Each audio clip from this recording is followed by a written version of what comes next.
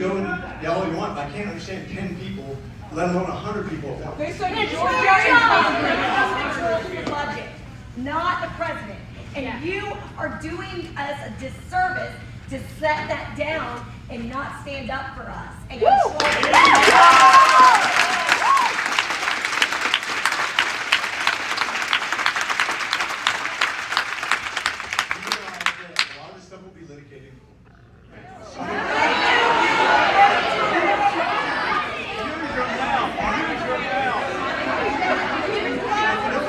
Litigated in court. You don't think I'm going to stand up for you? Stand up.